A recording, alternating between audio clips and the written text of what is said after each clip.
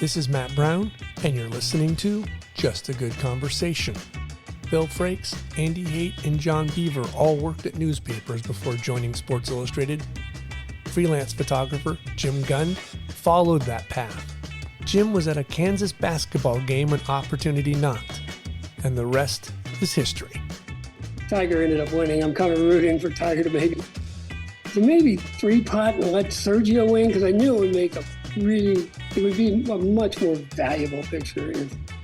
And Tiger ended up winning. But Matt called me the next day. We shipped the film out. Somebody took it back to New York, and I got home the next day and got a call. And all he said was, "You nailed it. Great job." Hung up the phone. So it was fun in the months preceding to see some of the guys and gals and say, "Dude, way to go. You got that picture that nobody else got," basically. I'm Matt Brown, host of Just a Good Conversation. Take a listen to our archives. My guests have ranged from cult survivors, Hall of Fame basketball players, Emmy winners, and UCI photographer Steve Zilas. Wasn't really interested in portraits and being a commercial photographer. That's not where the action was. For me, it was like, I don't want to be in a studio all day. You know, I got to be out. I got to be out, like, looking at the world, The rest of my conversation with Steve can be found on our archives at justagoodconversation.com. Let's take a quick break for a sponsor before diving into my conversation with Jim Gund. Maine Farmhouse Brands was started by Dan McCool, a healthcare professional. His goal was to make premium soap. Most people may not realize how important the right soap is for their health and the difference between soap and detergent. Soap is made from natural ingredients like animal and plant fats, whereas detergent is made from synthetic, often harsh chemicals, even fossil fuels like petroleum. Maine Farmhouse Brands makes their own soap with natural ingredients, free from harsh chemicals. So if you want to keep your skin healthy and clean, I would recommend using Maine Farmhouse Brand soap instead of detergent. You can find their body wash, shave soaps, laundry soap, and beard oils, and more at mainfarmhousebrands.com. I am excited because I've got somebody who I was, and I'm going to say this, Jim, slightly jealous of. How are you doing? I'm good. I don't know why you're jealous. But oh, come on. In the 90s, I would open up that magazine, and I'd be like, damn it, he's shooting some great stuff over there. We managed to get a few good ones in there. How in the hell are you, man? You doing good? You upright? You kicking? Yeah, I'm certainly, upright and above ground, which is two of the key things. But yeah, everything's good. Very little stress in my life now. Those sleepless nights. Of, oh my word, did it go right? Did it go good? Did I do it okay? Whatever. Waiting for those phone calls? Yeah, boy. I had a few of them. I got a few stories. Yeah. But I managed for a pretty good little run for a handful of years, between SI and Off Digest and, Getty and some of the others. So worked for an NBA team for a while. So. Where did young Jim grow up at? Kansas City. Really? The Missouri side, the good side, the Missouri side. But so good barbecue. Very good barbecue. Now I'm here in the Carolinas where they try and pitch good barbecue. It's different. It's pork. I've come to like it, but they don't have. A few places do. But when I first moved here, and they tried to push brisket on me in a few places, and I was like, nah, this is not how we do. We don't do brisket in the crock pot. I'm sorry. I knew barbecue. Was your dad a good cook? Did he make you some good barbecue? He never did barbecue. He cooked, but he never took on barbecue. He had different things up his sleeve, but never barbecue. So at least the parents took you to a good barbecue. Oh yeah, and it's KC now. I mean, when I was there growing up, there were only 3 or 4 or 5 places around town, and now there's 75. I mean, I go back home and they're everywhere. So we had a Gates and Hayward's and a couple of stables on the south side of town where I live. But now, I can't tell you how many there are. What's the historical one in Kansas City? Arthur Bryant's. That's it. Yeah. Downtown by the old stadium. I think it's by the old municipal stadium. Yeah. Like presidents have been there. And yeah, absolutely. And, yeah. and when I was a kid growing up, we had season tickets to Chiefs games, and that was at the old stadium down.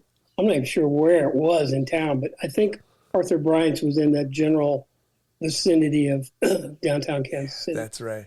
The Chiefs, was that the old AFL days? AFL. Yes. We did that longest game ever against the Dolphins on, gosh, was it on Christmas Day? Would they have had a game on Christmas Day? They might have. In like,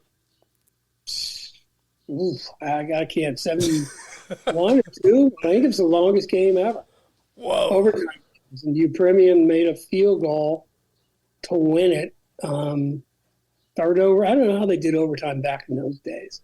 But I do think if you Google longest football game ever, NFL, it would be Chiefs-Dolphins playoffs, 70-ish, 71, 72 maybe. Good Lord. That game in the old municipal stadium. Yeah. Whew. And it must have been cold, too.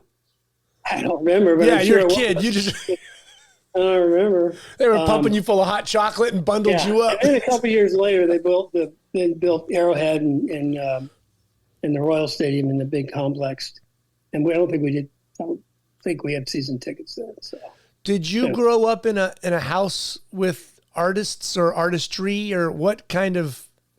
How did a camera? Was there a camera in the house? Did Dad take pictures?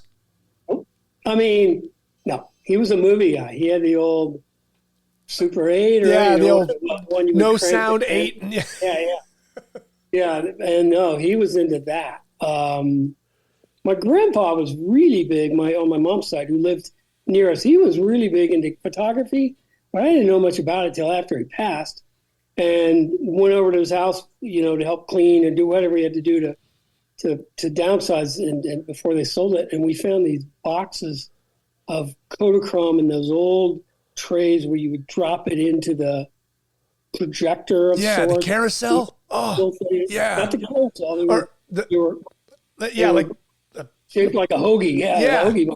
Oh my word. He had hundreds of those from Safari and crazy things that obviously he did before I was born, or I don't remember him doing it. Right.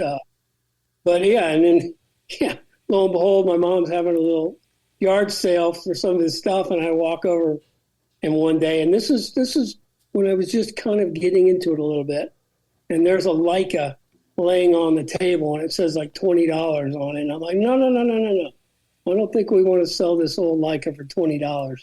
But we didn't, my mom didn't know any better. But you did? You kind of knew? Well, so he would have died a couple of years after I got in. So I had just gotten into photography. How I stumbled into it, we'll get to.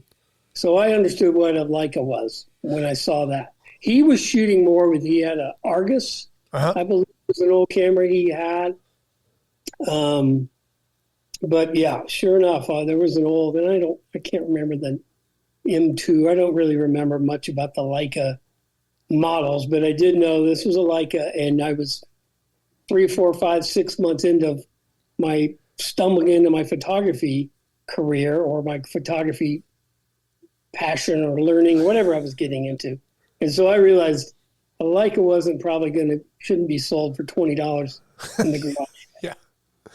Anyway, was it interesting to kind of see those photos that your grandfather took and kind of be like, wow, I'm kind of living a little bit of his life, 40 years ago. A little bit, but it was, I stumbled right into sports. And so when I was looking at his photos, I just remember the amazing colors in that photograph. Oh. I was just kind of learning color and pictures and I remember holding up, there were cardboard mounted slides and seeing, the date imprinted on them from the 60s and 50s. And still I had all this just amazing color. And because I can picture my photographs that I took with a 126 or whatever we take on a family vacation. And a year later, the print, the 3x5 would be faded and all. And I'm looking at these Kodachromes going, wow, this thing's 35 years old. And it's just, I'd look through a little single view thing, and it just amazed me, the color stuck with me. Yeah, that you can be completely blown away when you see the quality of that film back then. I mean, it was like nothing we have today. I mean, when I'm looking, and I'm still totally novice. I don't know ASA from shutter speed, from f-stop. I don't know. I just remember, and I think we probably did pull out one of his projectors and put it up on the wall, and you're looking at this picture going, holy cow, or on a screen, the detail. And I remember specifically some from a safari and just some of the colors that I remember that specifically. And he did a lot of Yosemite and Tetons and all of that. And wow, Grandpa got around. He was a bit of an outdoorsman, yeah. So I remember because he hunted and fished, and then obviously took a camera along a lot of times. And fortunately, I don't know if any of those are still around. Wow.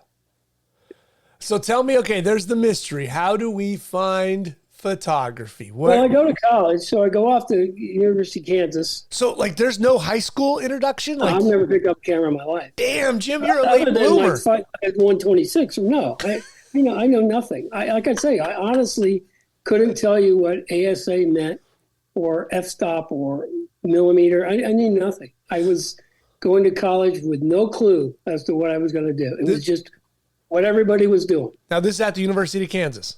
Yeah. So how do you decide on the University of Kansas from high school? My parents had gone to Mizzou. Like I said, we lived on the Missouri side, but I was 4 blocks from the state line. We'd ride our bikes over there because you could blow off fireworks on the Kansas side of the line and you couldn't on the Missouri side. And it literally was a 5-minute bike ride. Such a child. Yeah, exactly. And my best friend was a track star in high school, the high school I went to. And he went up to he got invited to go up to the KU relays, which is a pretty big track and field meet back in the day. And as a high school invitee, because he was that good, he was world-class jumper, high jump, long jump, triple jump. So I rode up with him and his family just for that Saturday track meet. I'd never been to Lawrence. I'd been down to Columbia with my parents for a few Missouri games. And Lawrence was neat. And, my best friend was going there. And so I just said, sure. And I honestly didn't know if I was going to be a plumber or an airline pilot or an engineer. I had no clue whatsoever. I love sports. Wasn't going to have any sort of a living playing sports, but I just thought maybe, I don't know, another high school friend's dad was an NFL referee on the, Sundays only. And that was probably back 14 game schedule back in those days, to be honest. So I tried to figure out, well, he's got to do something else. He only works 14 Sundays a year. And I think he was an insurance salesman. So I was like, Anyway, but I do love sports. Right off the get-go. So I go to KU, joined a fraternity with this guy and a couple other guys from my high school. And that's it. I'm just waddling through my freshman year, no clue. Taking whatever you take freshman year, a little of this, a little of that. Right. And I honestly kept saying I'm undetermined. Undeclared? Undeclared. I kept saying, well, I'm just undeclared. And, that's my major, undeclared.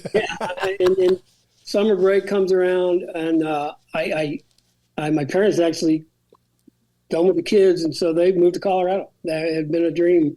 They moved out to Colorado, left Kansas City.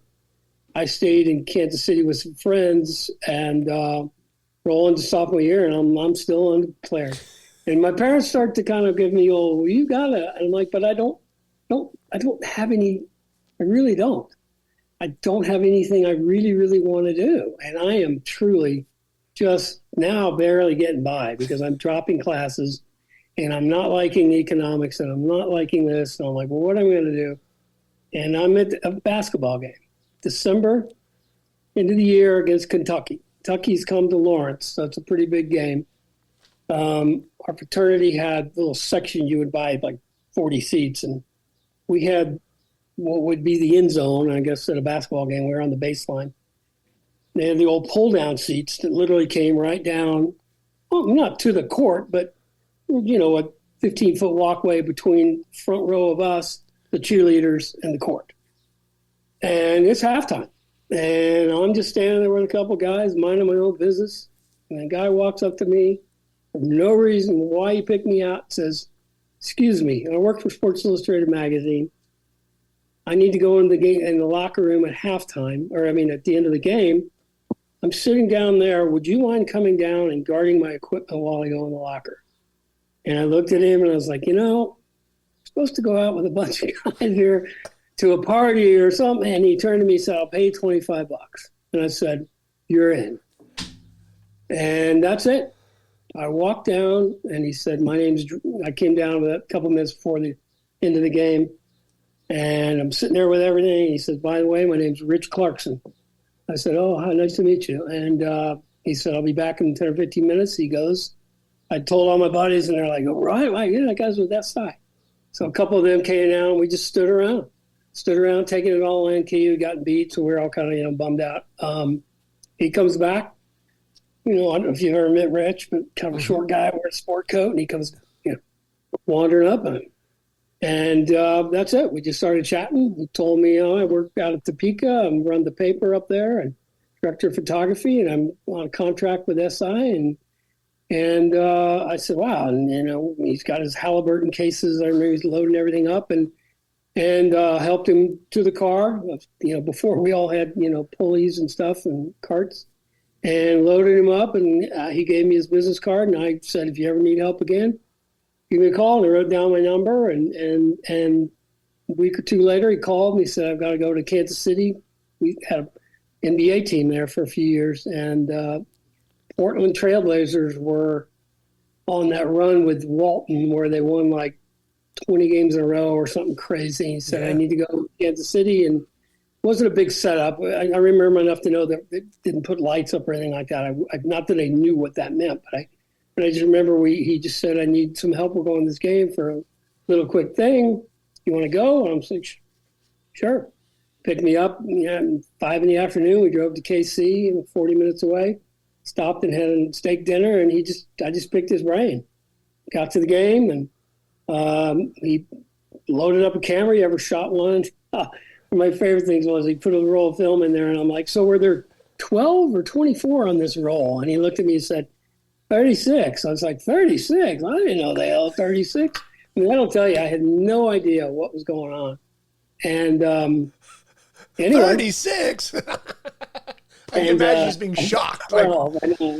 So he puts a 50 or an 85 on it. I really don't know. And he sets everything. And I sat behind him. And I remember it not being a big deal. Like I say, there wasn't a lot. I did plenty of games with him after where it was lights and Hasselblads and remotes.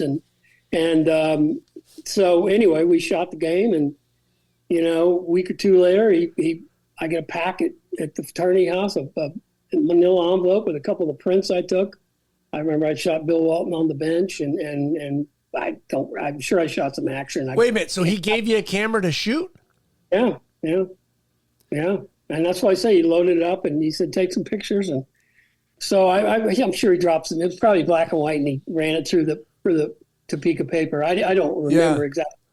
What was that like, though? Like, walk me through that moment. What was that like? Like there's Bill Walton and you got this camera. Yeah, it was cool. I just remember sitting there on the floor and I'm looking up and I'm like, oh my God. And I'm taking in, there's a couple people from the paper and the AP, whatever. I just remember other photographers.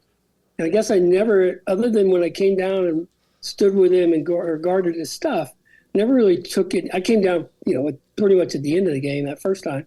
Or now here, every sneaker squeak and whistle and sweat. I mean, they're banging bodies, and these are big guys. And so it was just, I think the neater thing was when I opened the package and there was, a couple 8x10s of Bill Walton pictures I'd taken, and he was sitting, 15 feet from me on the bench. And I was like, God, this is pretty cool. So that's how I got started. And a couple weeks later, I think in order, KU K-State basketball game for the paper. over in Manhattan. So I drove up to Topeka, met at the paper. He gave me directions, and myself, him, and Chris Johns, who turned out to be a National Geographic photographer and director of photography at National Geographic. My gosh, we rode over to the game, and yeah, KU, K-State, in-state big rivalry, and he once again gave me a camera. And sitting behind him, I took a picture of a cheerleader at the end of the game. KU won. It was a K-State cheerleader, and she's kind of got her hand down in her pom-poms, dejected, and lo and behold, it ran in the Topeka Capital Journal that next day. And so it was my first. I couldn't wait to get up, on a Sunday morning, getting up early, but I had to get up early to drive over to the 7-Eleven and pick up a newspaper, because he had called me that night and said, hey, we're going to use one of your pictures from the game. They were so good with pictures. I remember that they probably ran like 8 pictures, almost a picture story of KU State. And so I had a small picture with my name under it, and I was like, holy cow, this is pretty cool. So that's what kind of got me sucked into thinking, maybe I want to do this. But tell me this, because this is interesting, because, you say it so natural, but what were you thinking when you're looking through the camera and there's that cheerleader and you see her slightly dejected? Like, are you aware that's a moment? I mean, you don't know what moments are yet as a photographer, just you do as a human. Right. I'll be honest, she was cute. I remember that. I have to be perfectly honest. But she was, once again, it goes back to that, Chris or Rich is here. I'm sure Chris was on the other end. And I'm right behind him. I don't think I had a floor, I wasn't probably in the front of, with all the other photographers. But I mean, so the cheerleaders are right there. Yeah. I mean, literally. So I think it was just a natural, look. I'd probably been looking at her and watching the game. And I guess I might have taken a few pictures of the game over the top of Rich. But I just turned and saw it. And, I think on any given game, if I hadn't been sitting there, if Rich had taken it might not have made it into print. I think he might have said, let's get him a picture in there. I don't know, maybe. I never really asked him. Right. They were like, oh my God, we got to have that picture of the cheerleader, versus, hey, let's throw him a bone and get him published in the paper. And so we could say literally your hormones got you started. Potentially. But that's fantastic. I remember. I don't have it. Unfortunately, I don't have that picture. I don't know if you could go find it in the files, possibly the way they've gone back and But I don't. I remember it being a decent picture. I remember being, for the longest time, as I started learning pictures and composing them and lighting in the next umpteen years, I remember that one for a long time being really, really clean. I do remember that, because I now look at some pictures and I'm like, oh my God, look at those backgrounds. They're horrible. But I remember that one not being horrible. So it was a good, I don't think he would have put a picture in there that was like, barricades or, right. Standard, whatever else might have been, a water cooler, whatever else would have been. So I think I maybe just got lucky and turned, and she had a nice blown out, clean background behind her. It was a real close up of her. So anyway, there you go. Where does that snowball start in your head where, okay, this is something I find interesting on the weekends? This could be something? Well, it continued. So we're now into like February, and I'm at the Final Four on the floor 6 weeks later, sitting next to Rich, loading. He showed me how to load Hasselblads. So a couple of weeks later, we went to Notre Dame to do a basketball game, and that was my first. What? How do we get there? Who pays for it? And he was like, "It's Sports Illustrated." I'm like, "What?" So we go to Notre Dame. They're doing lighting. It's the first time I'd been on a game where I was trying to explain how the lighting, putting 4 strobes up. Anthony, what was the guy's name? Guy used to do anyway, but The lighting tech back then. yeah, lighting tech, Yep. one of the original guys. So I'm like, wow, and so it's all of a sudden kind of starting to understand a little bit more about it. See, that's something I don't think people know, is that in the early days of Sports Illustrated, there were lighting techs that they would get a call ahead of time and say, like, Rich is going to Notre Dame, and that guy would fly in and either install or fly into a place, take a pack out, and put packs in. Absolutely. Yeah. That's crazy, but that's how it I was. was lucky enough, and Peter, John, all those. I was lucky enough to do a handful of games where I had a lighting tech, which holy cow! But that was Notre Dame, and then a few weeks later, we're into March Madness, and we got to Oregon and did the regionals out there for a bunch of games, and then the Final Four was in St. Louis that year. Kentucky beat Duke, and so that was just like, holy cow! I'm sitting back going. But I also now especially look back and I go, why do I want to go work for Sports Illustrated? I'm just going to go work for Sports Illustrated. This is great. How hard can not? I never said how hard can it be, Right, but yeah, I thought it was just something you could go do. Uh-huh. I wasn't thinking. So Rich was cool. Rich was great. Rich was slowly kind of saying, look, why don't you consider getting in journalism school, getting into photojournalism school? Whether or not he was complimenting me on pictures or telling me you've got a bit, whatever he might have been saying, I don't know. I don't remember.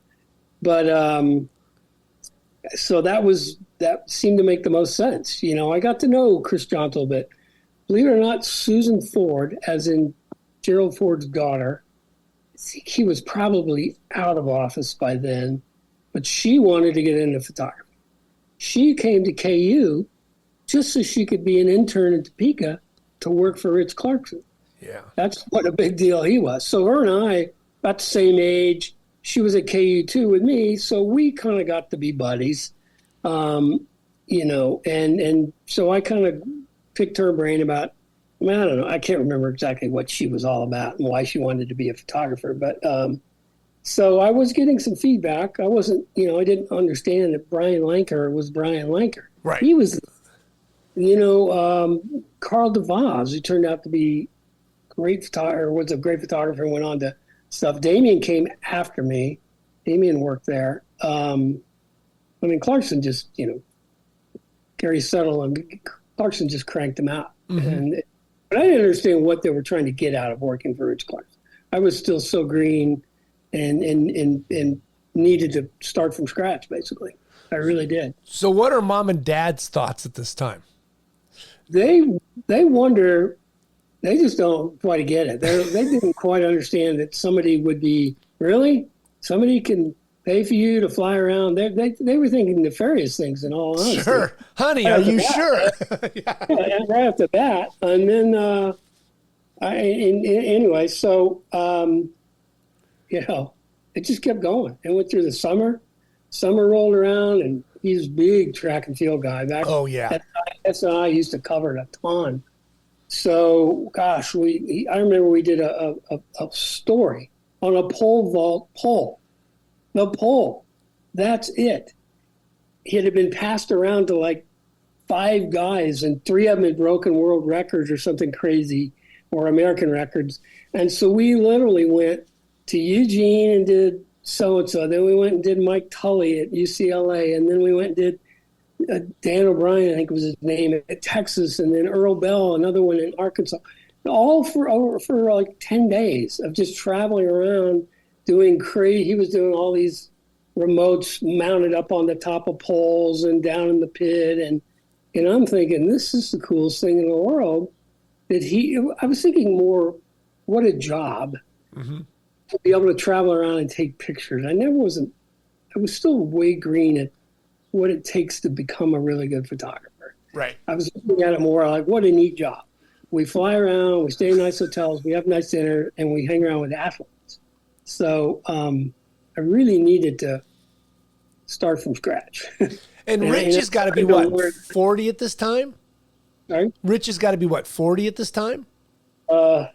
He's 92 right now, 93. Yeah. So this is late 70s. Yeah. Yeah. Yeah. Yeah. And then,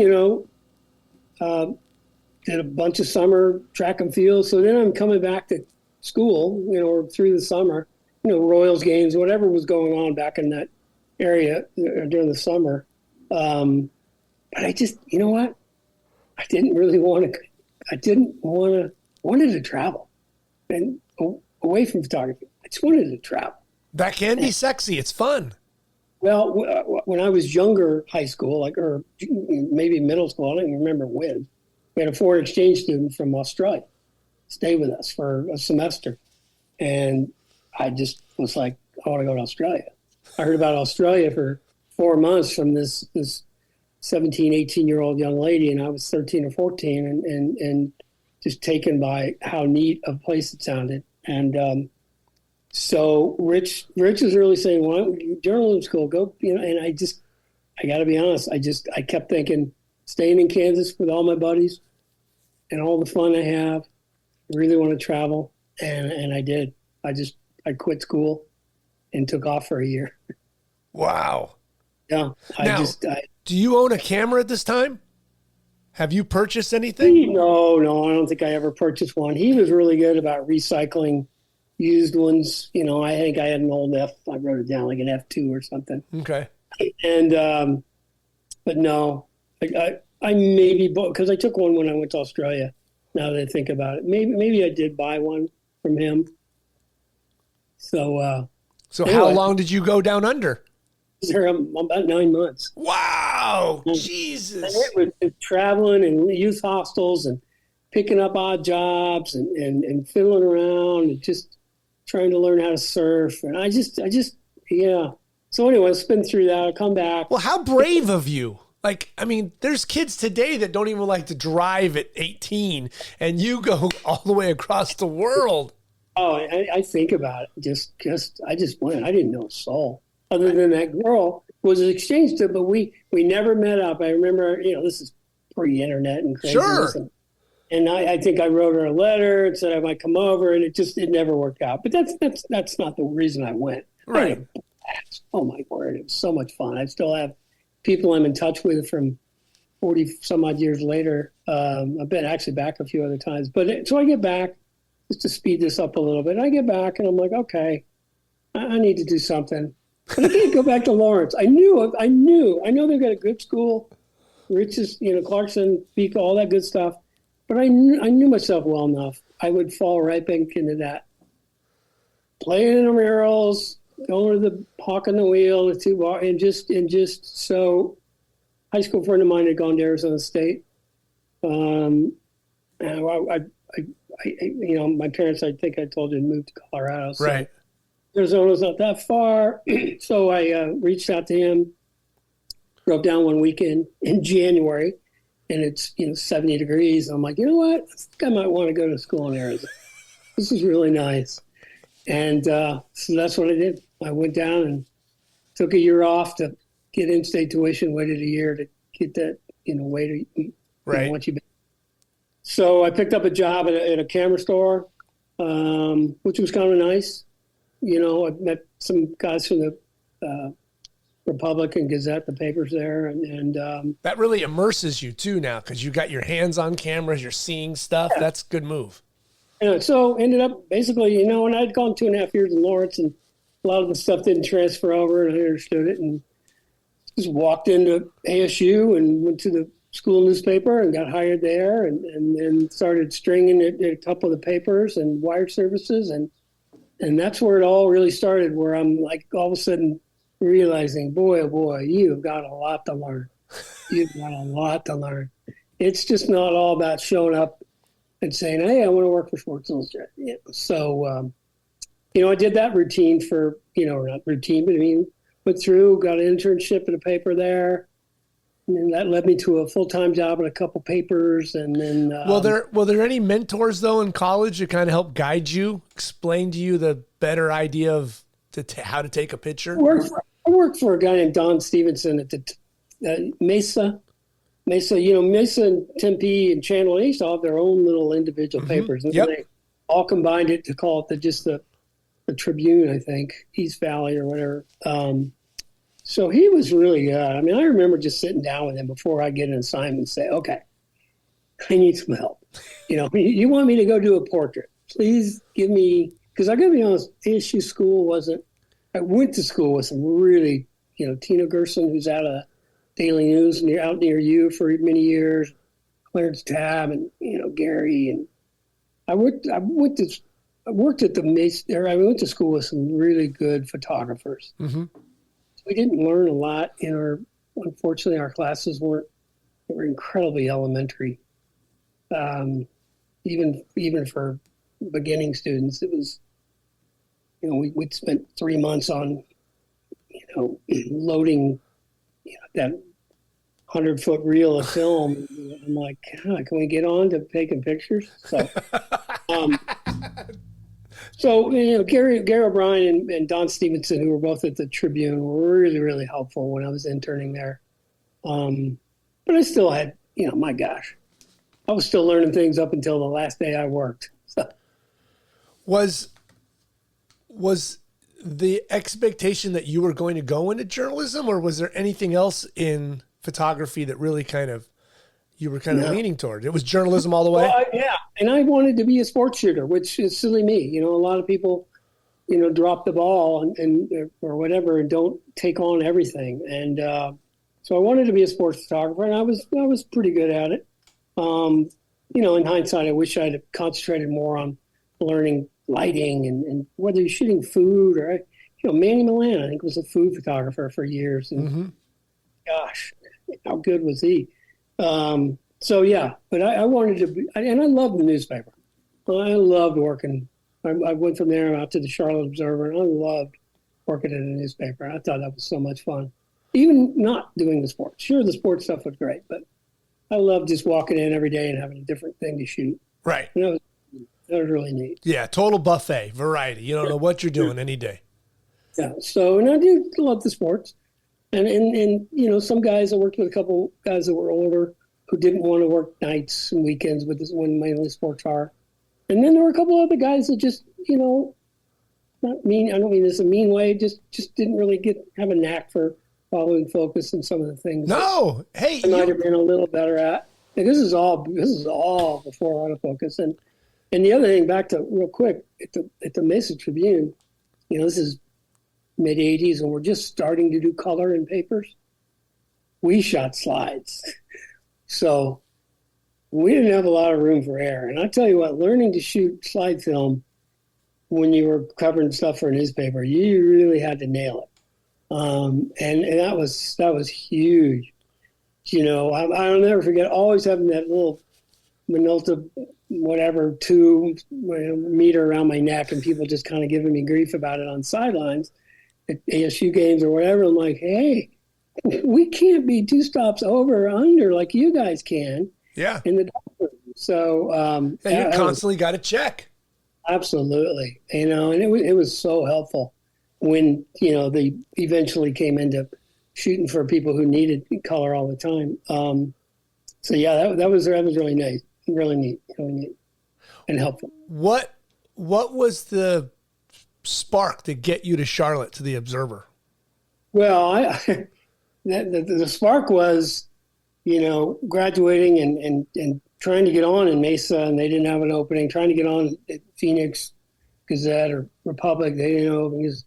I wanted to stay out west. I loved the West Coast, so I grabbed my portfolio and I drove to smaller papers, Oxnard and Contra Costa and all up and down a couple 3 in the Bay Area. I can't remember. Santa Rosa Press. Yeah. All just figuring I'm not going to LA Times, some of the big ones. So I went to all those papers, and I just, it was a bad time to be.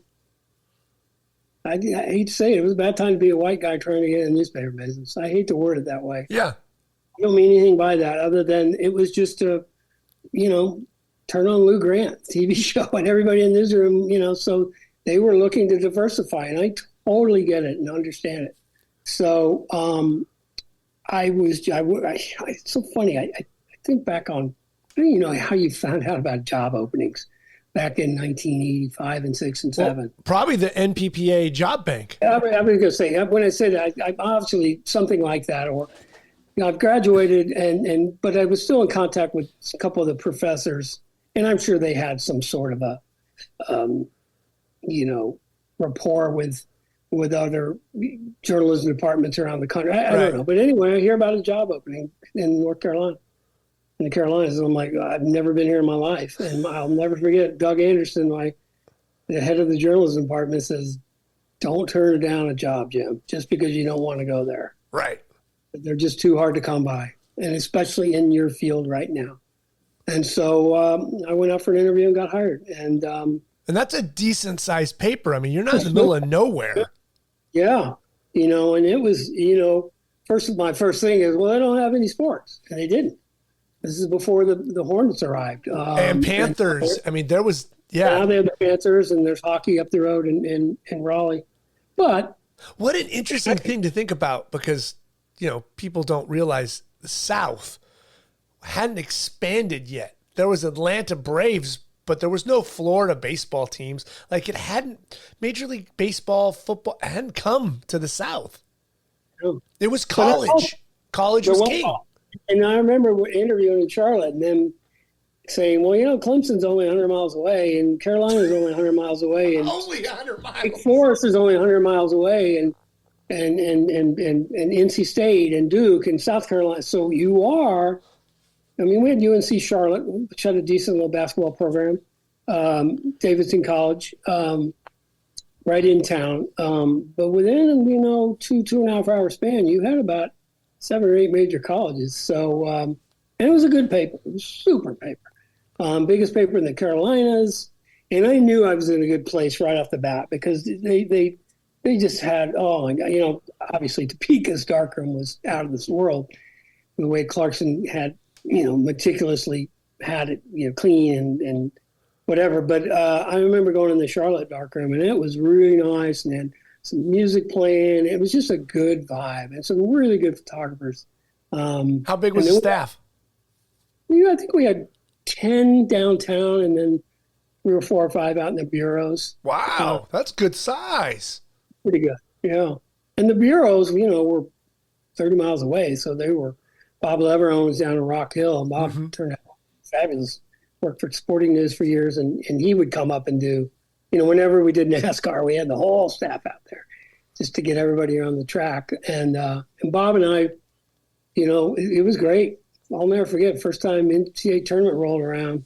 If any of those schools I named got in, you were going. So there was a good, there was a good chance that Wake, Carolina, Duke, NC State, sometimes Clemson, would all be going to the NCAAs. And so they needed everybody. Who's going to Richmond, and who's going to Tulsa, and who's going to, and so it was, we covered them all the way to the Final Four. And generally one of Duke or Carolina, NC State went, obviously in Albuquerque. Would roll. So, they'd go far. So you keep going along with them. So you hope you picked the right one. And then, I know.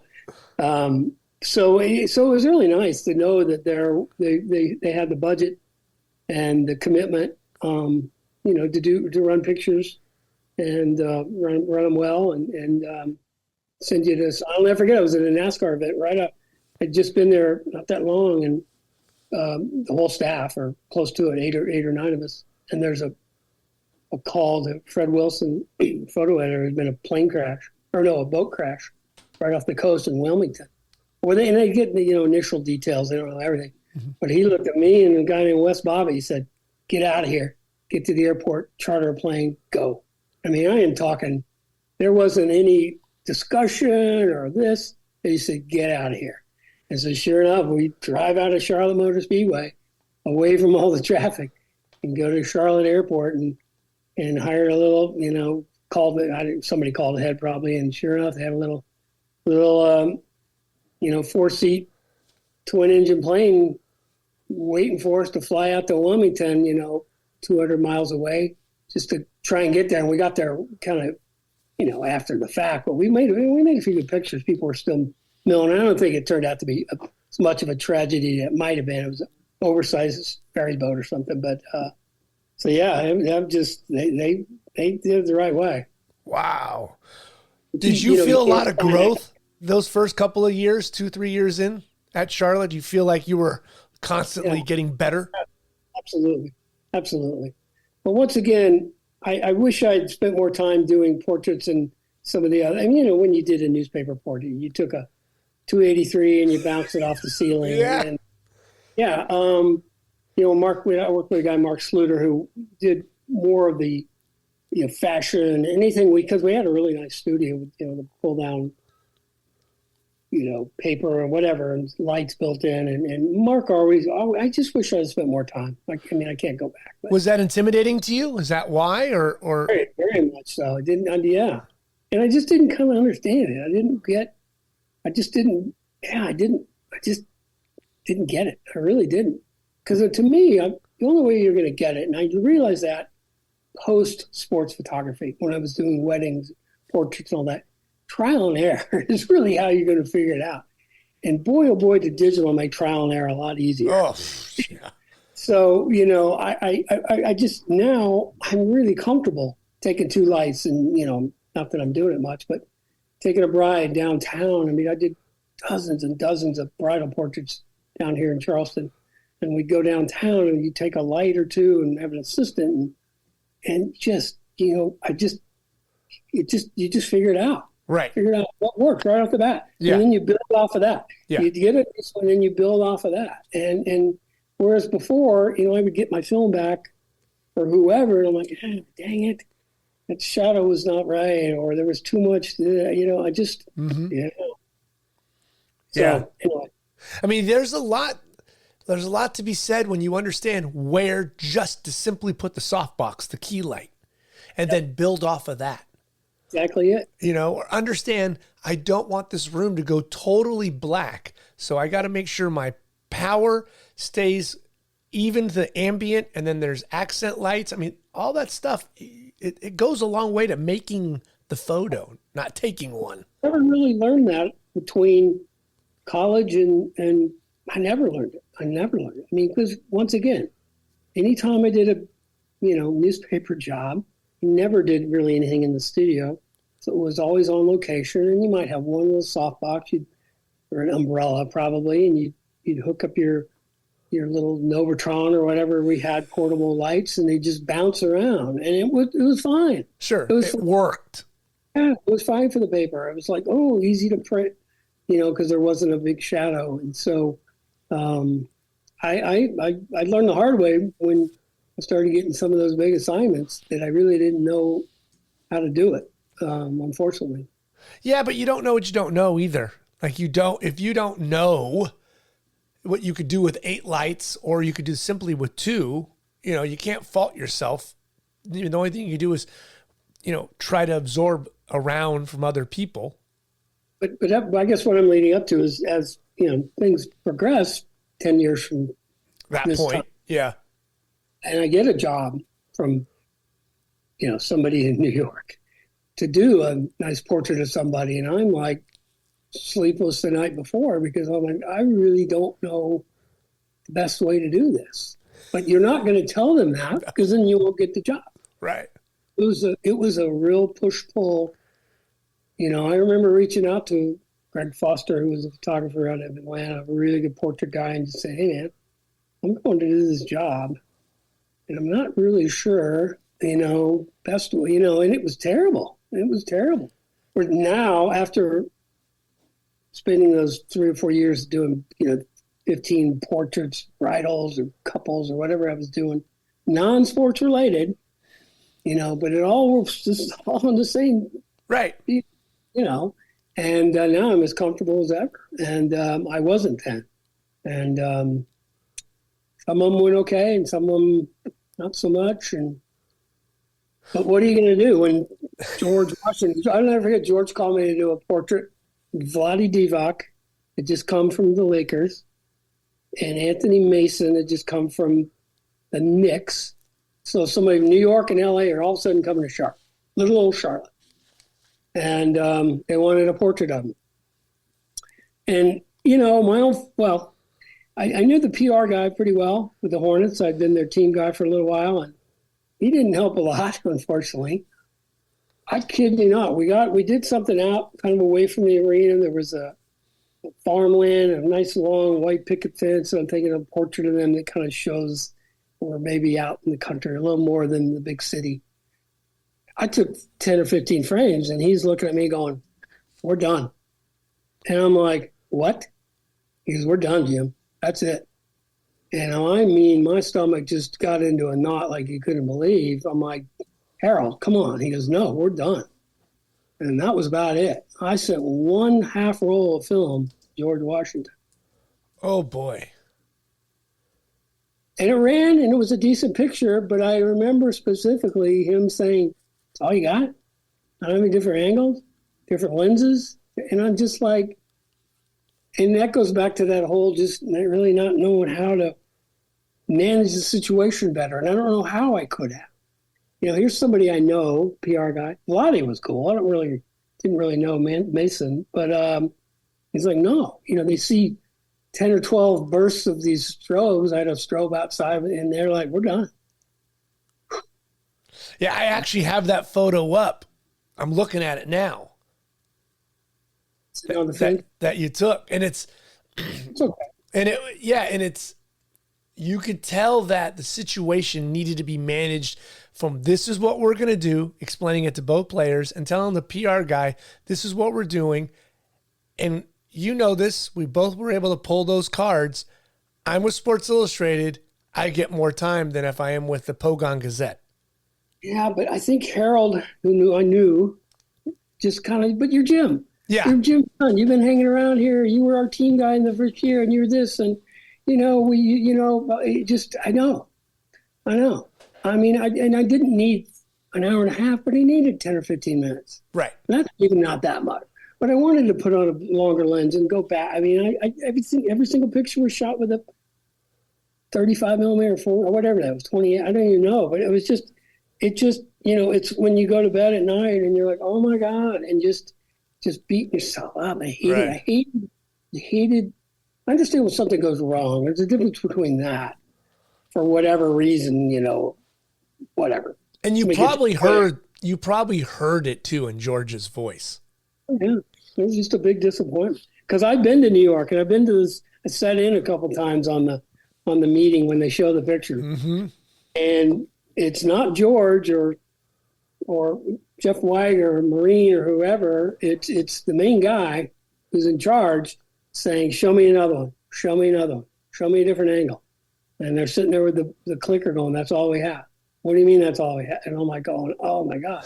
So George gets beat up. That's all he got. That's all he got. You hired this guy. Why? Yeah. One angle. And, probably half of them were, bracketing. So probably half of them were, either that one's a little over the one that ran. So I'm like, oh my God.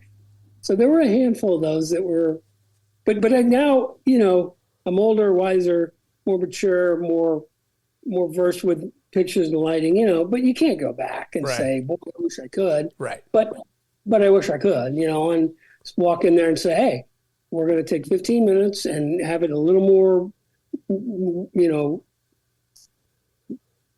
lined up, but it didn't. And so now you touched on this and I, this is where when I saw your stuff in the mid 90s, I look back now and go, oh, he should have been that guy for 30 years.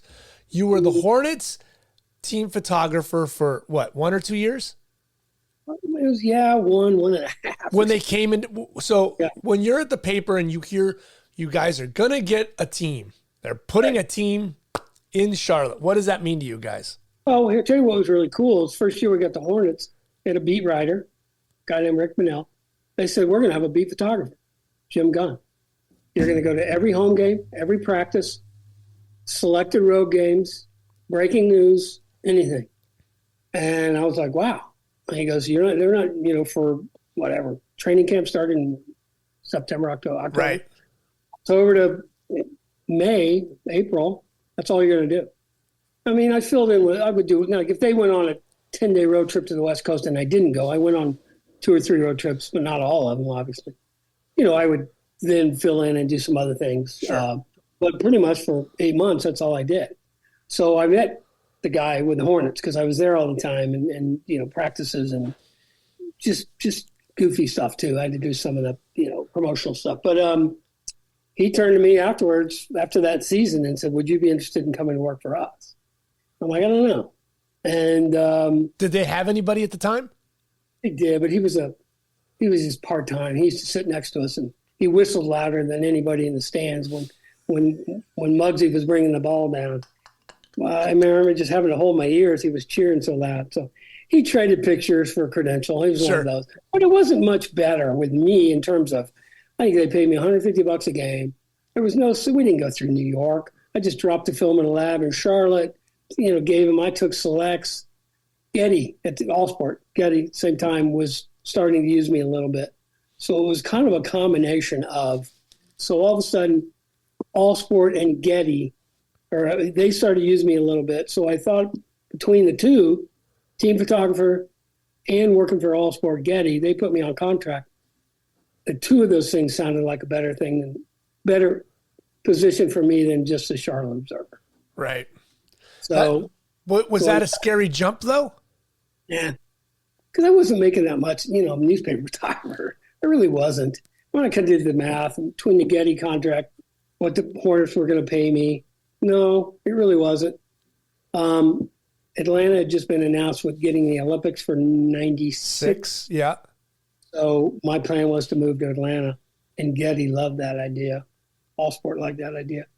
So I stayed with the Hornets probably 2 seasons and then moved down to Atlanta. And SI was still calling a little bit too, because the Getty contract was really weird back then. It was just kind of we'll pay X amount. You do so many days. There was nothing in writing. There might have been, but there was no sort of exact numbers of days. So it was kind of bad on my end, bad on their end. So, SI had used me for a few other things, a couple little assignments. When the Hornets started playing, Manny or probably Manny, we came down a few times and met him and got the old, how do I get my name in there? And then Rich Clarkson also was part of a workshop called the Sports Workshop. Or Yep. So I went to a couple of those, met Peter, Al Thielmans, me, Damien, Al Thielmans were all students there or whatever you call it. And Peter was helping, and I befriended Peter, and he was beyond helpful. I probably drove him nuts with all the phone calls.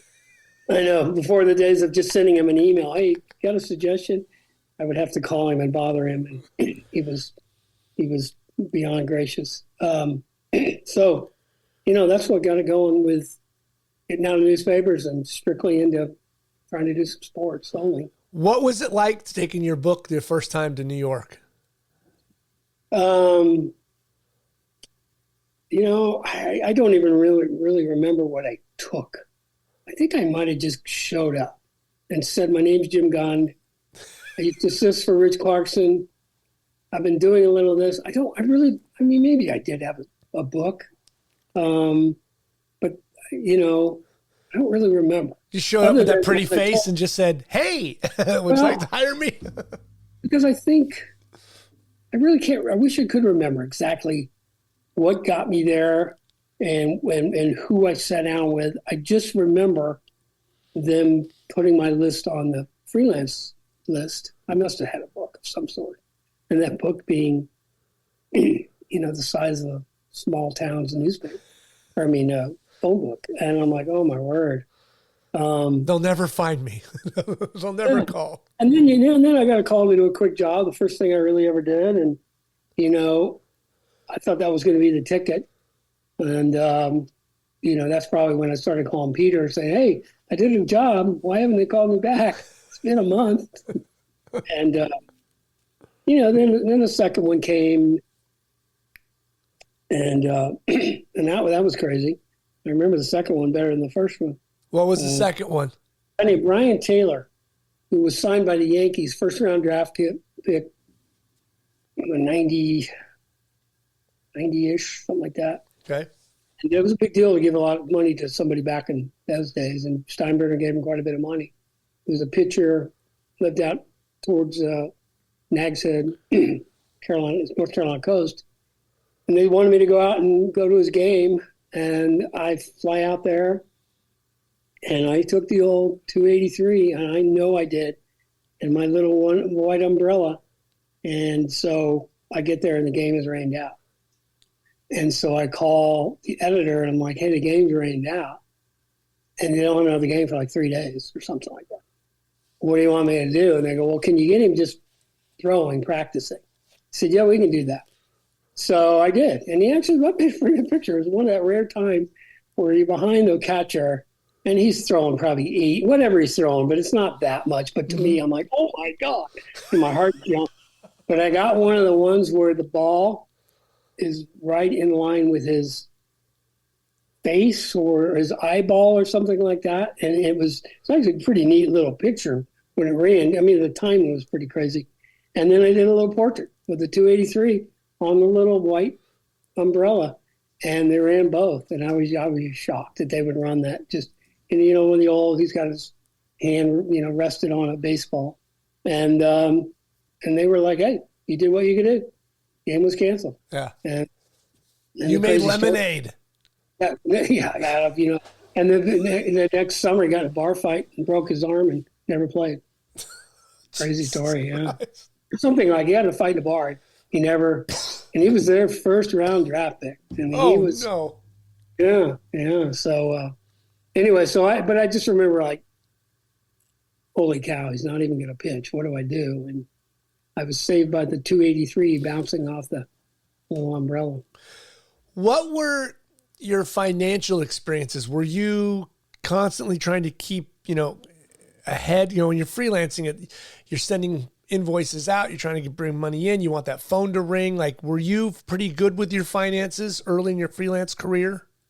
Yeah. I mean, there was enough coming in, and like I said, that Getty all-sport contract was a check every month. I don't think it was for a lot, but it was enough. And paid the rent or the bills and got your food on the table. I was okay. I mean, I was living a fairly inexpensive lifestyle. So, and then got to Atlanta, and then I started getting a few more jobs, and from SI, and $500 back then could go quite a ways, to be all honest. I don't have a lot of expenses between that and the Getty and I wasn't going to get rich, but I was doing okay. Did you have goals? Did you say, I want to shoot the Atlanta Olympics, or I want to shoot this, I want to shoot that? Like, what did you have stuff? I had no goals. I just wanted to be good enough to where they called me all the time. I wanted to be really good. I wanted to be as good as I could possibly be. And I knew it took practice. And that's where I got in the little squabble in Atlanta, because I got to Atlanta. I had a set of lights from the Hornet days. And so I showed up in Atlanta. Pardon? Did you have Speedos? Yeah, I had Speedos. Yeah. Or ones or whatever, Bs. So I show up in Atlanta. I'm like, well, I got to practice, because I saw how I was getting better by shooting 40, NBA games and another 20 or so college games. And I was pretty realistic. I knew I had to get better. And I love basketball. I love basketball the most. So I went to Georgia Tech, and they said no. And they told me it was too crowded. And I just said, look, I want access. I don't need to. I'll trade pictures. I just wanted access. They said no. And I said, okay. And I don't know what more to say. I called them for football. They said no. I remember I called them to go see and I introduced myself. Jim Gunn. I've just recently been doing a handful of jobs, Sports Illustrated. I'm pretty new. I'm trying to get better. I'm not trying to finagle. I'm not trying to do anything other than practice, and I need access. And I'll never forget, I called to try to go to like Georgia Tech Furman or something. Right. One of their early games, and they told me it's too crowded. And I'm pretty sure the game was on TV, and I saw the sidelines, and I didn't know what to say. I'm just like, there's only 3 photographers there. I'm trying to think what's going on. So I drove to Athens, which is 60 miles the other way, and thought, what the heck? Same thing, introduced myself.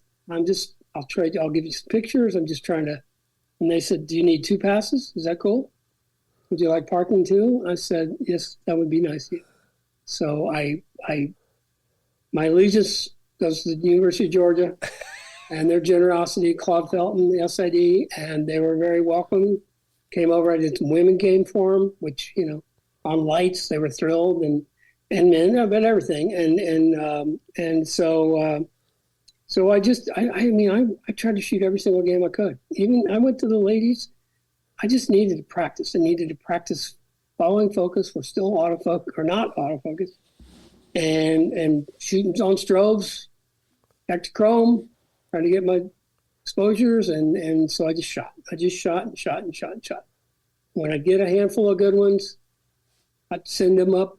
Whoever I met, Jeff Weiger, somebody at SI, I would just send a sleeve of pictures up every once in a while just to say, I'm still here. Yeah. Oh, yeah. So that's kind of what got me.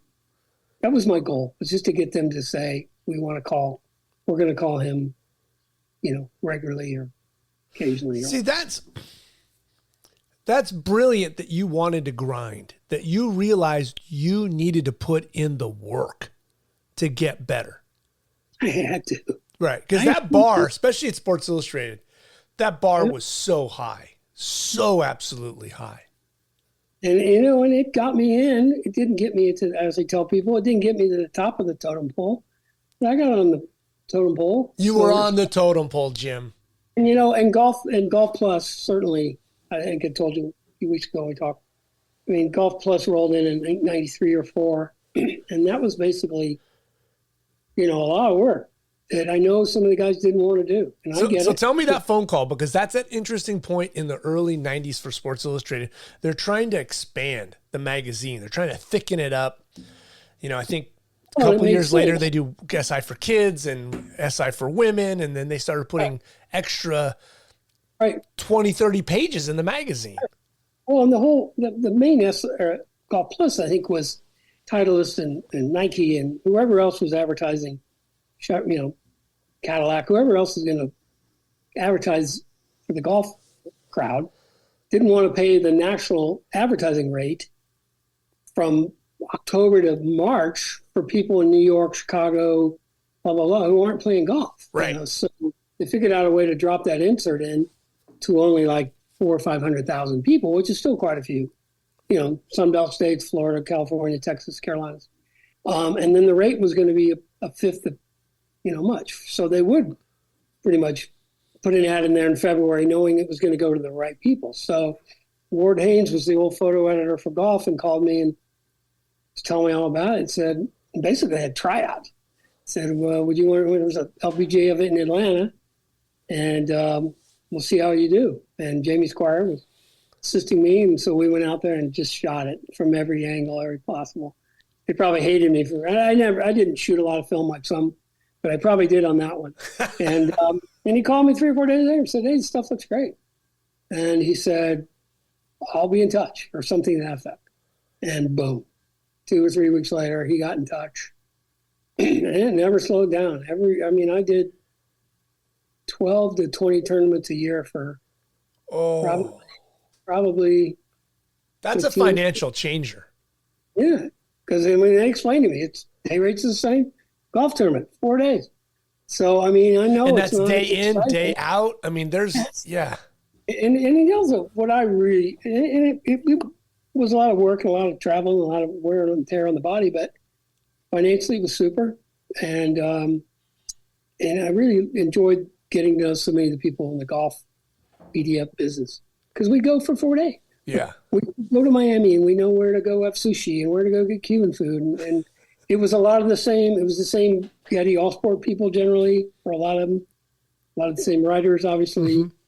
Mm-hmm. Guys from Golf Magazine or Golf Digest or wherever. So we saw a lot of the same people, which was really fun. That's where I got to meet so many people and become friends with them, because we get to see each other 20 times a year. Right. That's when I saw your name in the magazine for the first time, was when I had Golf Plus, and there's this name, Jim Gundon, boom, boom, boom. And you were just making interesting, original looking golf photos. Well, I was trying to be different.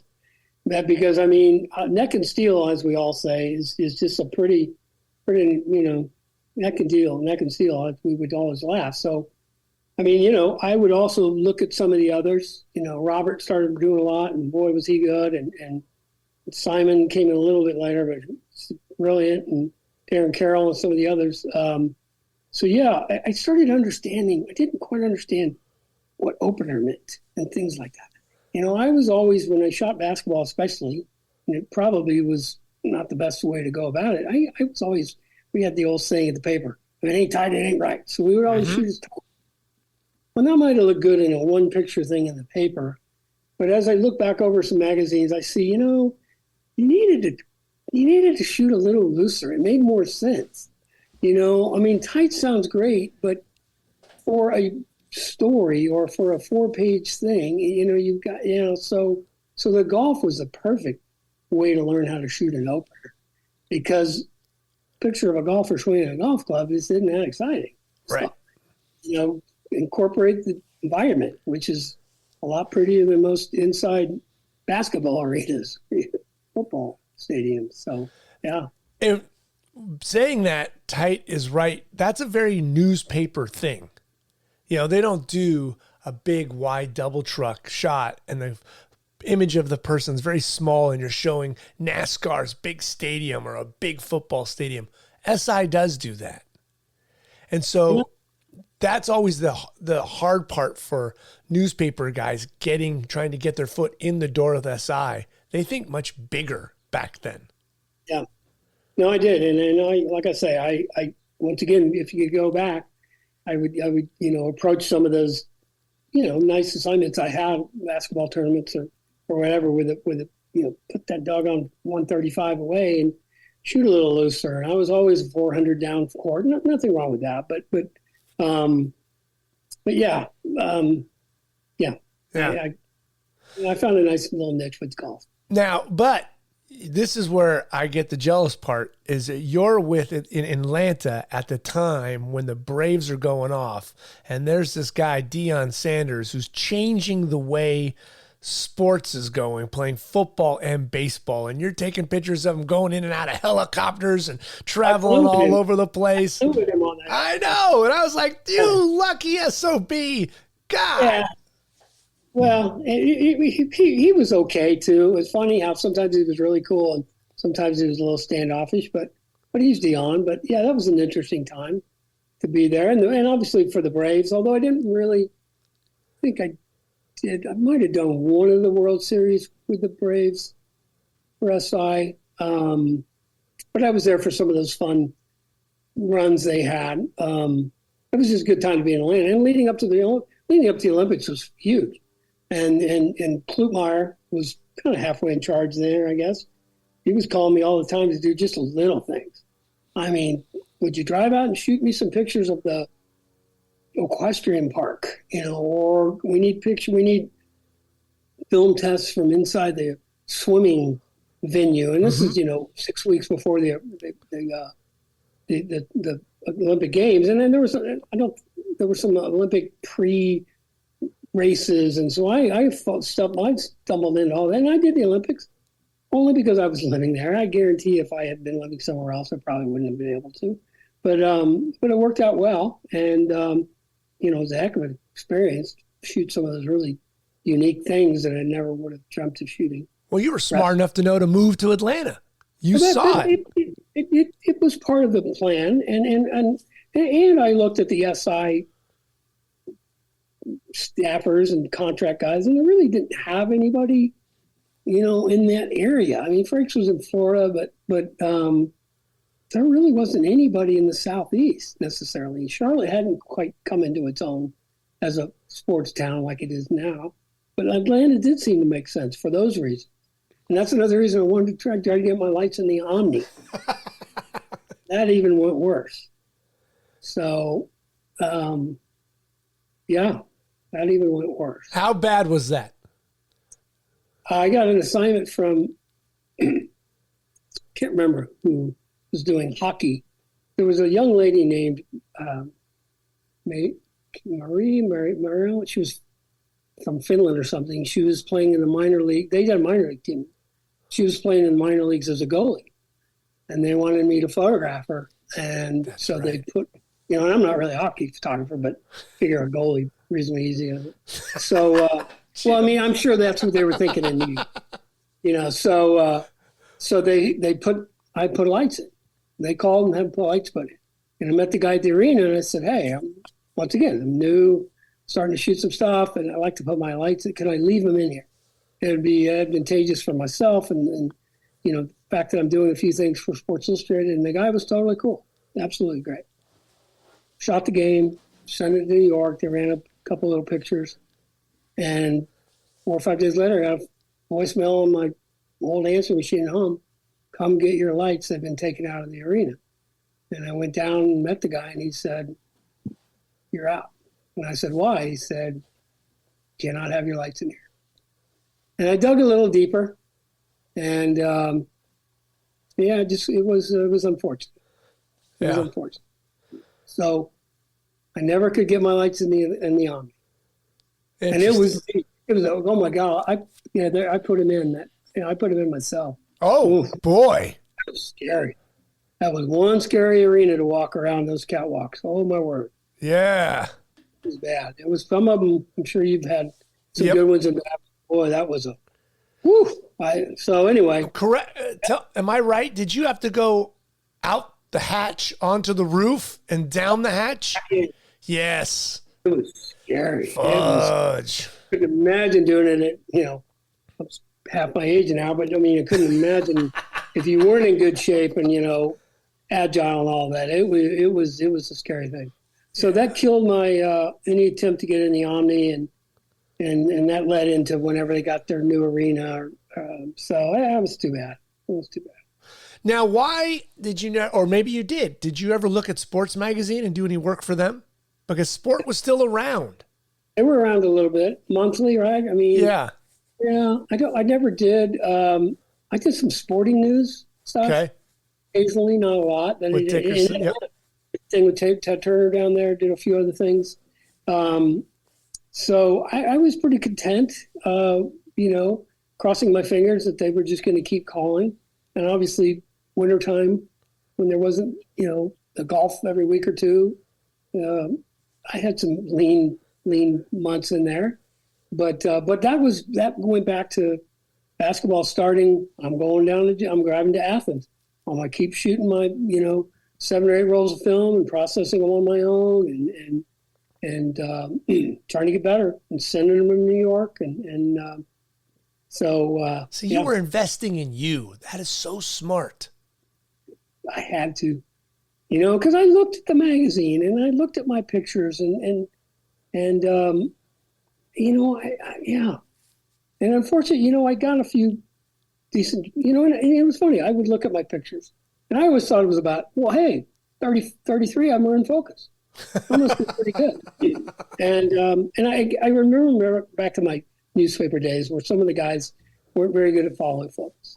And we would all be in the dark room and they're like, dude, you got 3/4 of them and I got 1/4 of them. And in whatever reason, I was okay with it. Then when I went out on a couple of jobs, I don't know if I psyched myself out or not. I remember I got film back from my job and I'm like, I missed 50% of the pictures. They were just soft as a baby's, you know what? And I'm like, and so I just didn't know, just one of those things. And it's unfortunate. It was bad timing on a couple of them. Well, a lot of it is too, if you go shoot a Georgia men's basketball game, there's a tempo speed. You shoot a women's game, speed comes down. Then you go do a Hawks game, all of a sudden it revs up. And then maybe if you do a North Carolina Duke game, it's a little faster than Georgia, but not as fast as Atlanta. So there's constant shifting in how you focus. And people don't realize that back in the day, Emmanuel. I guess not, because I thought I just had it down pretty good. And I'm not saying it's all about being in focus, but if you're not in focus, no matter how well it's composed or framed or whatever, it's not going to work. So, anyway. Yeah, it was a tough time well, okay. For you, when did you jump to autofocus? Was that with Canon or were you a Nikon guy? I did the old back and forth. I tried one and tried the other. And so I know. I remember Peter Miller, as a matter of fact. I don't know where we were, describing it to me, how you just push this button. And I'm like, come on. And I really don't remember. But I still kept, like for golf, I kept a 504, I believe, manual. And I still used it literally until the last days of working. I was okay with that. Golf's a little different. Sure. But yeah, I made the switch back and forth. So silly me. A lot of guys did. I'm sure I tried Nikon. I was a Nikon guy. I'm sure I tried Canon first, since they were kind of the first. Uh-huh. And I missed the Nikon, and then Nikon came along however long later, and I went back to that, and yeah. So anyway, was there ever a game you shot where you felt like you were in the zone, like you were just crushing it everywhere you looked, you were nailing it? So when you say that, a couple of those games that I got my film back, and I'm like, God, I really thought I was nailing it, but none any more so than any other, to be honest. I mean, there were a few. I did a handful of women's Final Four, which was pretty fun. Sure, I'd love to have been men's, but the women's Final Four was great. Best part about it is they welcomed you. I Sure. remember I did go a few men's Final Fours, and it was the old sit down and stay out of the way. Whereas the women were like, yeah, you got plenty of room, and they were just a little more welcoming because they didn't have 60 photographers on the baseline. So that's interesting you say that, because you had a Cheryl Swoops photo that was stunning, and I was like, that was the one I really liked. I mean, it goes back to that, anymore, how often do you go to an event, or did we back in the day, where you got the only picture because everybody else, yeah. Mm-hmm. And I'm sure a few other people got this, but it was that Cheryl Swoops hitting that shot at the buzzer. Manny was at the other end. He was probably blocked.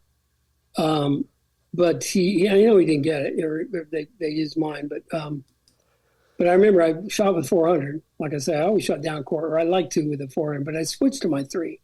And I said, you know what? I need to be a little loose. right. And Darbizer from USA Today was next to me, and he stayed with his 4. He got it, but I think he cut off her feed or what. I mean, he still had it, but yeah, and that was on lights. You got that 1 sec. I got no motor drive here, and it was pretty good timing. And I remember something came down from one of the editors, but they were really happy because I remember, it might have been Duke beat somebody in that amazing picture McDonough had of Grant Hill and that one-armed slam that was just like early in the game. And I remember he told me he just lifted his camera up. He didn't even have time to, and he nailed that. And I nailed that shot there. And one of the editors sent a memo around, and it got forwarded to me about good timing that we nailed the winning shots on. His wasn't the winning shot, but from both the women and men's Final Four. So yeah, and which was really cool because what was nice about that one is it led to me the very next year. She lived in Charlotte. I was living in Charlotte. Cheryl Swoops. Oh no, I'm so bad. I'm on the wrong one. I'm on. You're right. I am on the gal from North Carolina. Yeah. David Thompson's niece. I am blanking on her name. Cheryl Swoops was down in Atlanta, and she had the 40 some odd points. Yeah. Yeah, for Texas Tech. Right? Yep. I was thinking she goes off on Texas Tech. Yeah, at Texas Tech. They didn't have a second photographer, and they used to always have one. Mm-hmm. I remember I was in a panic because they're like, "We need an opener." I'm like, once again, opener, and Jim, on one end only. There's usually 2 people on the one on the other end, and but that actually worked out pretty well with that one picture. The one I'm thinking about is North Carolina. and I'm blanking on the young lady's name, hit the shot at the buzzer, the 3 to beat. I can't remember, LSU or somebody, but that was the one where I put down the 400, picked up the 300, and hit the shot. And it was a 3. They were down 2. So it was one of those where, you know, they needed the 3 to win. And Charlotte Smith, my bad. It's David Thompson's niece, the great North Carolina State player. And for the preseason thing for the next year, they had me go do a feature with her based on the fact that I had gotten that picture of her. That's what I was leading up to. So that was really fun. We had a really nice picture of her for the preseason women's preview. Yeah. I'm sorry, I got those. No, got my Final Fours confused. Yeah, well, it happens. You know, they were 30 years ago. Well, I think I did 7 or 8 of the women's Final Fours. So I had a really good time doing it. You did. You had a run. I was looking at the magazine going, man. Okay, yeah, it's not the men's Final Four, but he's getting work at the women's Final Four. Check's still the same. Yeah. Well, it just was fun. Yeah. It was a lot of fun. And so many guys and gals you met along the way. I might be the only one.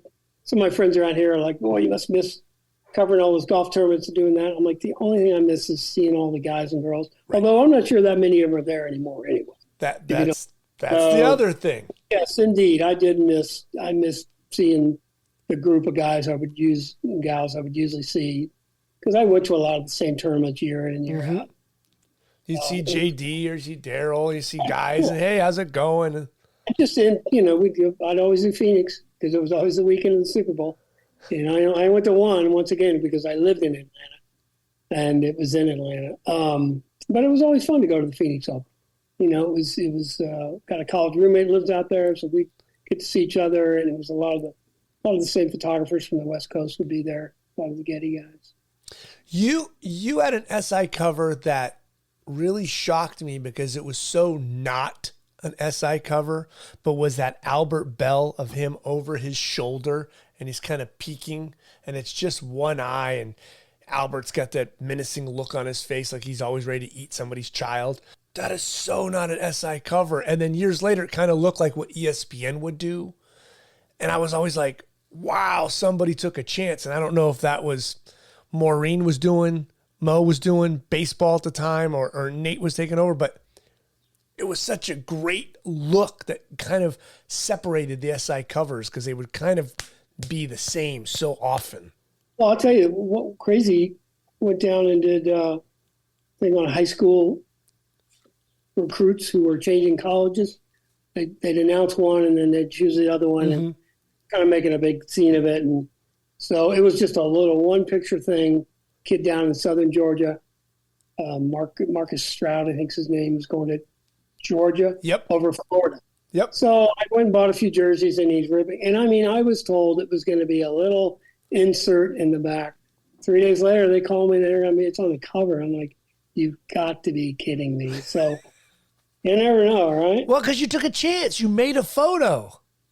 But I mean, it wasn't it happens to be one of those things where it starts out as just a small story and somebody in the office said, you know what, let's put that on the cover. So I was thrilled, but it's the last thing I was thinking. And I remember seeing him that next year at a Georgia football game and walked up to him and he's like, we made the cover. I go, who would have known? I go, who would have thought? Because I'm here, we met in like the back of the school cafeteria and I just set up a little backdrop and had him do that jersey rip 15 times or whatever. And he'll remember you forever for that. Yeah. You know, he got on the cover of SI, and Jim made that happen. He ended up having a pretty good career, too. Good for him. Yeah. I mean, did you ever have other assignments where, I remember one time I'm just supposed to do a regular baseball game in San Diego, and they're like, oh, you know, just go down, do this, that. And then I meet the writer, and because at the time they didn't tell you who it was, and it's Frank DeFord. And I'm like, holy shit, I'm working on a Frank DeFord story. Like, it immediately made me, I was already excited that I was doing an SI assignment. Now, it's a Frank story. Super. Holy crap. I worked with Riley a few times back before he started doing his back page only thing. Mm-hmm. It was always fun, but he was always just kind of doing his own thing. Right. And he was kind of always doing his own thing. Peter King and I, believe it or not, a great football guy, we had to go do women's softball at the Olympics together. And it was being played in like, maybe it didn't happen. So we definitely had to get in a car and drive and chat for, an hour each way or whatever. So he was a really interesting guy. I mean, I never would have thought I would have met Peter King. Yeah. To talk. We talked football the whole time, which was really Monday quarterback, right? That was his whole thing. Yeah. But, and I remember him kind of saying the same thing about, well, at least I got to the Olympics, even though I'm going to go do softball or whatever we had to do, equestrian. I can't remember what it was. Yeah. What's the best photo you ever took? What's the one, if I say, Jim, send me your best photo, I want to hang it in my office, what is it? What do you think? I don't think it's a sports photo. That's okay. But you're a photographer, Jim. But along the sports line, I don't know if I have a one that warrants being on someone's wall as much as one I'm most proud of, and that would be the Sergio Garcia when he came out from behind the tree and ran down the fairway and kicked his legs up. And I always say that because I think myself and only one other person got it. There was a wire guy on the other side of the fairway, AFT, I think, who got it. And I think it was neat to get something that nobody else got, as we were saying earlier. That didn't happen very often. Mm-hmm.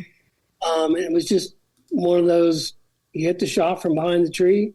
And as you know, the golf, when a guy hits a ball, you usually take a handful of shots, get up, grab your gear, and move on. Right. And you head to the green. And virtually everybody did after he hit that ball from behind the tree. And for some reason, I stayed on him, and kind of Mark Feldman was next to me. And we were kind of mumbling, going, what is he doing? Because he kind of slow walked it, coming out from behind the tree. And then he all of a sudden starts sprinting and does his little scissor kick. And my heart jumped out of my throat. Shot it on film and was like, what was that? And he was on digital. Unfortunately, he didn't get it. He looked at his camera and he's like, I blew it or what. It buffered out on him or something, or was he buffering out? I think he just missed the focus. Oh. Really, possibly that. He went through the shadows too. It was a little tricky. Yeah. But I was halfway. So after that happened, I'm like, holy cow, got to get up to the green. And I'm halfway up the green and my beeper goes off. In the old days of pagers. It says 212, and I'm like, oh boy. And I pull out my little flip phone, and it's Matt Janella. And all he said was, he said, did you get it? I'm like, Matt, I was there, and I shot That's it. That's all I can tell you. And I hung up the phone. And he said, okay, as long as I know you're there. So, deep down, Tiger ended up winning. I'm kind of rooting for Tiger to maybe three-putt and let Sergio win, because I knew it would be a much more valuable picture if. And Tiger ended up winning. But Matt called me the next day. We shipped the film out. Somebody took it back to New York, and I got home the next day and got a call, and all he said was, "You nailed it. Great job." Hung up the phone. So it was fun in the months preceding to see some of the guys and gals and say, "Dude, way to go! You got that picture that nobody else got." Basically, weird though to have Big Brother SI watching the game and wanting to text you or call you and make sure, hey, were you there? Did you do that? Did you do this? God, I always found that uneasy. It was just. I mean, it was. But you know how it is. And the old TV got it, right? And TV had 7 angles, and so I heard that one a few times. But anyway, so I'm probably proud of that. I mean, just anything else in the golf business, it's rare to get something that holy cow, how'd you get that angle? That's pretty rare. And that was one where I just. Is there one you want back? Because is there a shot you missed and you're like, oh, that will live with me forever? I missed a few over the years. I was at the Ryder Cup when Justin Leonard made that crazy long putt. Simon got a great cover picture, and I mean, we were all there. I just wish I'd have done a little better job to get a better angle. I didn't. I had a bad angle. I think Robert had a good one. Simon, John, or Martin shot wide. But I just kind of was, I don't know. I kicked myself. I'm not saying it would have made the cover by any stretch, because he had a great picture and angle, but I didn't really work it like I should have. I kind of like nonchalantly got up there behind everybody. You always got to stay with it. It's tough. Anyway. No, and I also one other. Tiger won one of it. I think it's only his second or third tournament. Was the Disney of all things, back when he played some of the smaller ones. And that's why when I was actually working with Rick Eiley, who was covering it as not as a last page, just as a game reporter, and I got a call on Sunday because he was winning, and they said this is going to be a cover. I'm like, holy cow! And Matt Janela said, shoot the hell out of it, and I did, but I wasn't thinking cover enough. I was shooting more head on, and just all I know is I did not use my cover. And it was really disheartening when he called me on Monday and said, we pulled one out of the files from somebody else. And I was just like, got it. But I'm mad at myself because I wish I could close my eyes and kind of imagined how it could be shot more than just with a long lens, and which I probably just hung back. Because there is a process to thinking about the cover. Yeah, I mean, you've got to be aware of that. And that was something that when I would assist the guys, whether it was Peter or John or any of them, that you could see that's what they were thinking. And so it helped me when I moved on, that like I had that in my head, like make sure it's vertical, make sure there's space, don't shoot too tight on the top. Yeah. So, and being 18 holes of golf, my gosh, how many opportunities did I have? That's what, and I think Matt really fought for me. He said they had, I think they put 3 or 4 of them up there and they're dropping the type in. And he said it was really close, but they wanted one more from an angle, and his arms wrapped around his head on the follow through. Right. He didn't have many There's of only those, so much you can do. That's okay. The flip side is the one I went down to South Georgia and shot the college kid ripping his jersey off. It wasn't. How many covers did you end up with in your career at SI? We had 2 or 3, I believe, national ones, and I had 5 or 6 of the commemorative ones. Probably the best one was the commemorative one. Auburn in 93 or 4 or 5 was on probation. They went undefeated, and so they put out. So they couldn't go to bowl games. They couldn't go to any of that stuff. And they put out a commemorative issue of that for Auburn people. And it was a super picture and a cover, and I think quite a few pictures on the inside, and so it was only seen. I had forgotten that they were on probation and were undefeated that year. And so Franks and I did a game mid-season when they covered them. And it was a band. The headline was "Look Who's Perfect," and they were like 8-0 or 9-0 at the time, later in the season, I guess. And unfortunately, Franks had a camera malfunction. Something happened, like the plate on the back of his camera fell out, and everything was. And he was losing. He didn't realize it until the fourth quarter. So everything that ran in the magazine was mine, which was really, unfortunate for Bill. But I remember we were driving back, and we all drove over together. We had 2 assistants, and Bill and I, and he was losing it. And I didn't know, and I'm thinking, oh boy, did I get enough, and did I this, and so. How did you handle the digital change from film to digital? I was almost done. I was almost done. I mean, I was probably done doing. Towards the end, Matt Janela went over to Golf Digest, and they used to have a weekly called Golf Week, and that was great. It was a really fun little publication to work for. When he left, I don't know, he was kind of my guy there, my go-to guy, and right. New people, new shooters, new this, new that. I didn't get many jobs, so that's really only when I was doing digital. I don't know if I really did many digital things for SI, but I mean, I liked it. I didn't. It took a little while. Yeah. I didn't. The buffering thing really threw me off. I didn't quite get that. I just thought you could just shoot and shoot and shoot and shoot, and I learned the wrong way with that. But this doesn't go on forever. Oh, I just once again was just learning on the fly. I guess I did a few things because I remember Robert and I did when Annika played in that men's tournament. I don't remember what year, but he and I did that together down in Fort Worth, and I remember that was all because that's when I learned on the buffering. I hit that motor drive and held it for 15 seconds when she was hitting her first drive. And then I look at the back of the camera and I'm trying to figure out why is this red light flashing? I took 80 pictures. Why aren't they all loading? Was photography good to you? Yeah, absolutely. Yeah.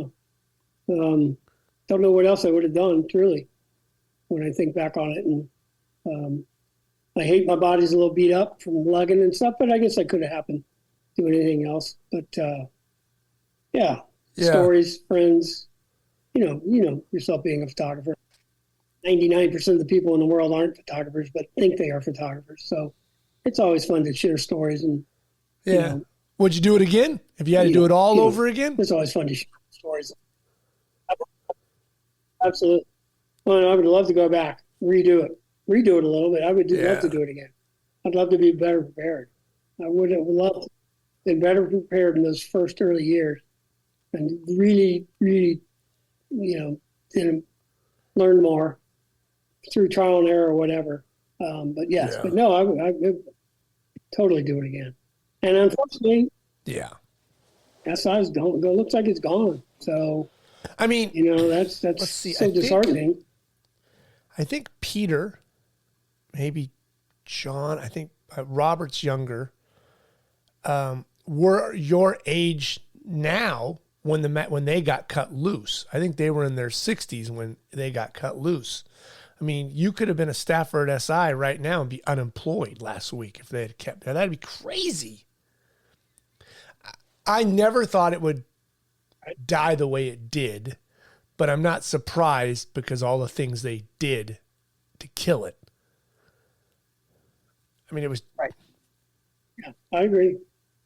A couple guys where I work now brought it up like, oh, it's a shame about SI. And somebody made a great comment because, it's a shame that Bezos or somebody who's got more money than they know what to do with. Just walk in and say, guys, here's $50 million. Just get it working again. Hell, he did that with the Washington Post. Whatever. I know it's not as easy. I mean, literally, he did that. He just... Yeah.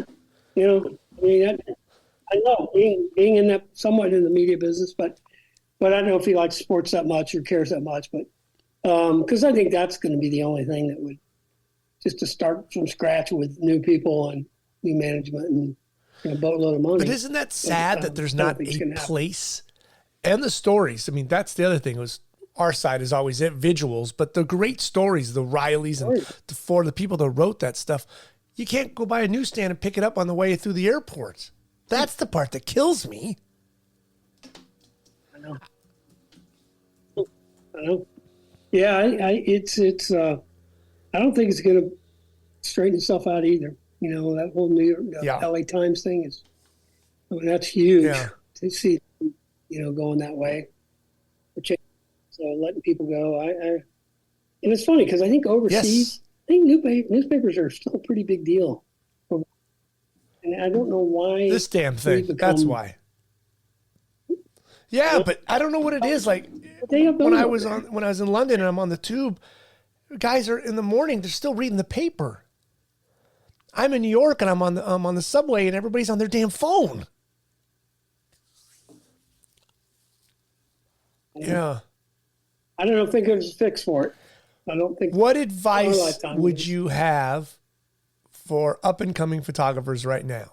I mean, you've talked about like you wish you would have known more earlier and grinded more earlier to be well-rounded. Is that kind of a Jim Gund staple? Well, yeah. And I think, I think that's anybody who's been in the business like you and I and through those years.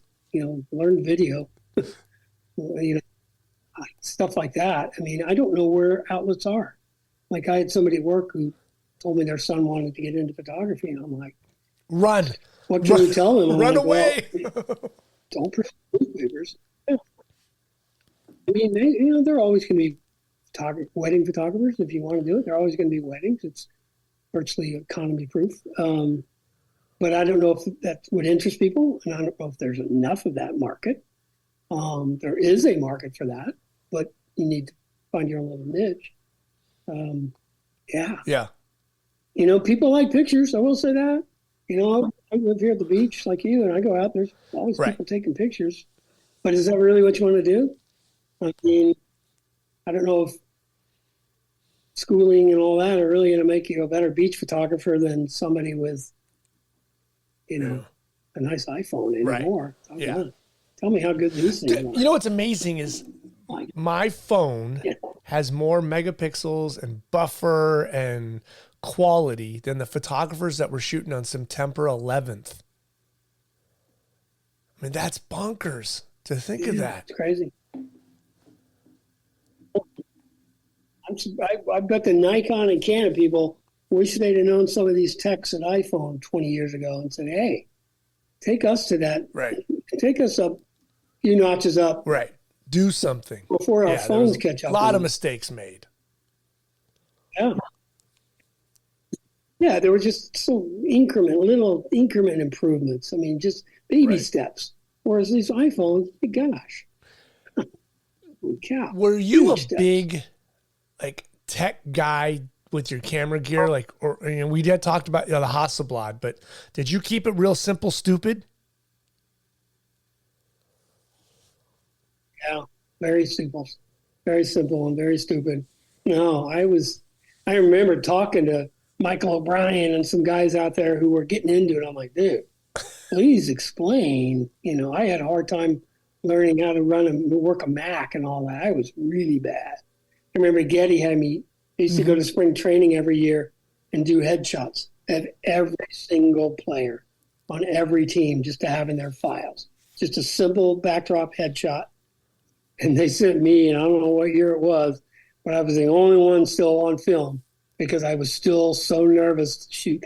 I mean, I think it was probably everybody else's first year on digital, but I'm like, I still need to go. I had a digital camera. I had just gotten one, but I was just fiddling with it and just was like, I don't think you guys want to send me to the Orioles spring training because I'm so worried. And I remember whoever I was talking with go, dude, it's not that hard. I'm like, yeah, but I've just screwed around in my backyard with my dog or whatever, birds. And so I had to go shoot, 8 rolls of Ektachrome, and I'm sure they hated my guts. That'll tell you how once again, I just started learning along the way and hoping I don't screw up the picture. Yeah, well, I can't tell you how many times McDonough would call me and try to have him explain photo mechanic because he couldn't get the photos uploaded. It's like, all right, John, let's walk through it again. Yeah. Those are good. With him is good. They're great guys. They're still alive. They're still kicking. We talked about it. Not all of us are on the Mount Rushmore of sports photography. And I don't think there should be 12 people on there. There should be 5. I mean, there's some guys, they're there for a reason. But there's you are on that totem pole, Jim. You made great photos for a very long time. Like I said when I started, you were making photos that were making me jealous, and that's a good thing. Right? Yeah. Yeah, you weren't making photos, and I was like, really? They hired that guy? I'm moving to Atlanta. Come on, honey, we're going to the South. There probably would have been room for I liked living next not according to the other person who lived there. McDonough, Beck, VJ, Peter were here. I was lucky if I ever saw a game. Yeah, I know. Those guys, my word. And I'm glad they all didn't come out of it slitting each other's throats. I mean, there was enough work, but still, Well, the good thing was they were all unbelievable. They are unbelievable, but they all did a little bit enough. Peter loved his football. McDonough was basketball all the way, but then VJ was vastly different than Robert, and Robert was such a unbelievable ability to adapt. He could do car racing and golf, and he could do sailing. You could drop him into a portrait. They worked having the four of them out here. Yeah, Robert, we're pretty good pals, and yeah, he and I kind of came to the Olympics in '96, I think, and maybe BJ, with the possibility of getting a contract after that. They obviously shined and got him. I didn't, but I spent a lot of time with Robert after that, and he really saw things that unique way, Simon Brody way. You just see it a little different, which is a little more straightforward. Right, you do, and but you need straightforward guys. That's what made the magazine unique, because you would have this beautiful photo that Fred would take of Tiger on the 18th, in that fairway shot from the tee box.